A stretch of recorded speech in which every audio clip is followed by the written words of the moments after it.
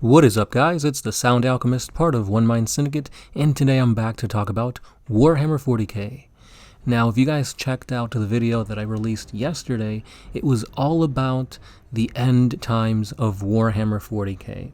So we've seen the end times of Warhammer going into Warhammer Age of Sigmar, and we've seen how fantasy can change and really get people mad. So the thing about Warhammer 40k and its end times is that I don't think it's going to happen anytime soon, especially at the rate that notable events in the timeline is moving. Because when you think about things, like, it was very, very stagnant before 8th edition, and then the folks over on GW kind of started changing and getting more community friendly before they got all butthurt about fan animators. But anyway, back in 8th edition, they were moving towards a new direction, and the lore was expanding. We've got new Primaris Space Marines, a new Primarch returning, and things were changing pretty quickly. Or so it seemed, because after that happened, yes, the timeline was progressing, but things were moving very, very slowly. Certain little inklings of lore of what's to come was splattered throughout notable events, in between the lines of the codices and whatnot, and there was many, many theories going around. There's always been theories, such as the Sensei, the Star Children, the Emperor becoming a Chaos God of Order, and there's a lot of little end time things, such as the Wolf Time, the return of Jagtai Khan, and there's just so many things to explore in the lore, in the future of 40k, that I decided to take a crack at it. So a long time ago, I did a video on the shape of the nightmare to come. This was basically what Warhammer 50k and 60k was going to look like, and of course there's no way to predict the future unless you're a time traveler, but the warp is a very mysterious thing. So a lot of those things made sense at the time. Obviously, we had no idea that Primaris Marines were going to be a thing, but that piece of fan lore really kind of stuck with me, and I almost took it as a little skeleton of sorts for you guys and for anybody at GW to kind of fill in with the organs, the skin, and whatnot, and make it an actual thing. So with that being said, you guys can go ahead and check out that video. Like I said, it's really old, maybe like 4 years old, but it's a very, very good read if you do find it online. So I based a lot of things on that. I also have been reading up on a bunch of 40k theories, such as the Emperor manifesting into a god, what Abaddon and his crusades are actually trying to accomplish, what could happen if the Silent King came back, which he actually did, so I don't know about that theory anymore, and also the theory of the Void Dragon being a whole Catan, not fractured, and hiding underneath the Martian soil.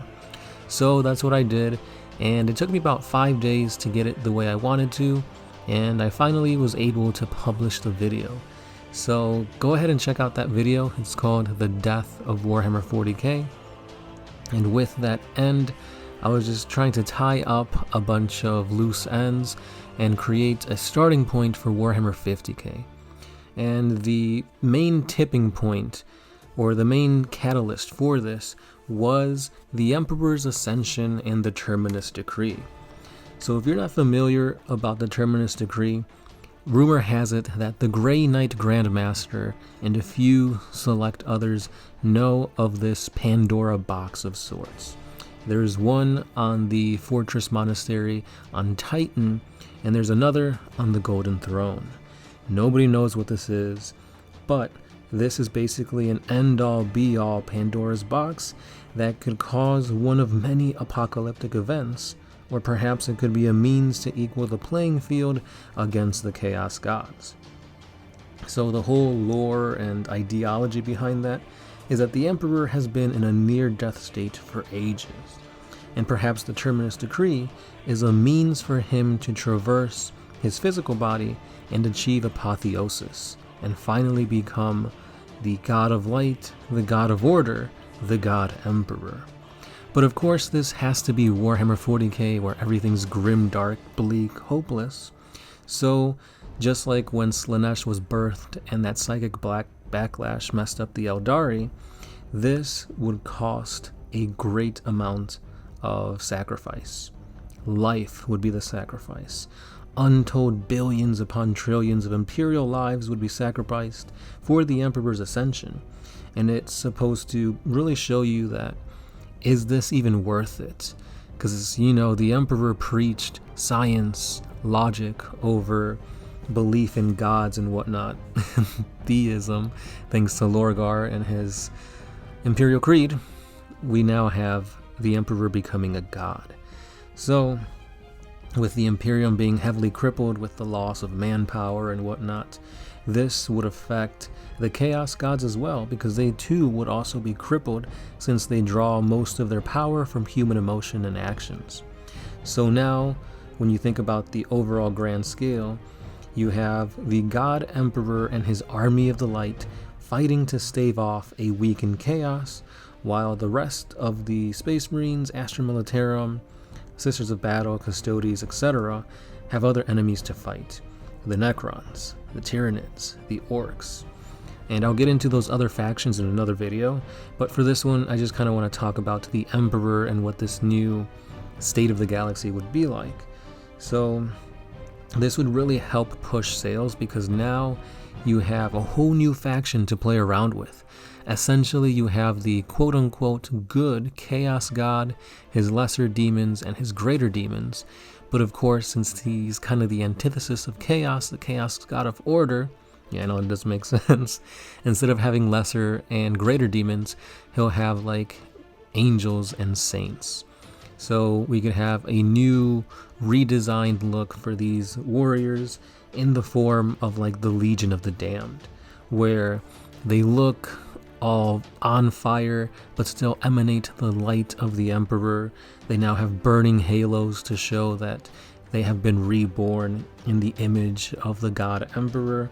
And we get Primarchs to come back. Sanguinius, everybody's favorite Primarch, who is maybe dead. At first he was confirmed dead, now it's, oh, he might be in stasis.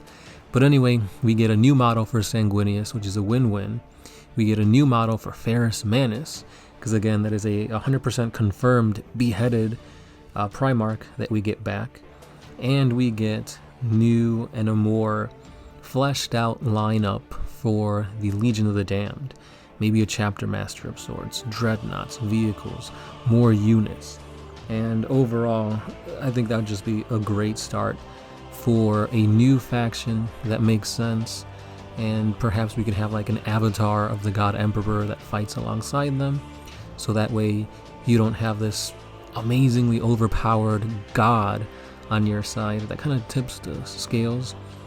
Because if you are playing the Emperor, I feel like he's too overpowered to be in this game of 40k. Primarchs are already kind of teetering on that edge of like too strong, too expensive points wise. And it's like, should you even take one, or is it best to just get stronger units that are more better gameplay wise?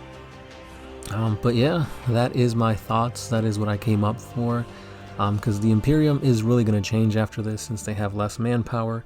They're going to have to find other ways to produce the same amount of like food, materials, like raw materials, that kind of thing.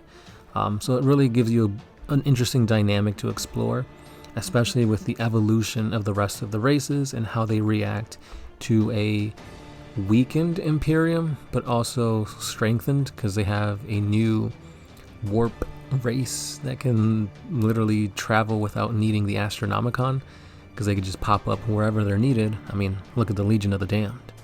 But let me know what you guys think about this, and be sure to stay subscribed, because like I said, I will be going over the rest of the races that I talked about in the Death of Warhammer 40k, and see why I chose for them to progress in the ways that they did.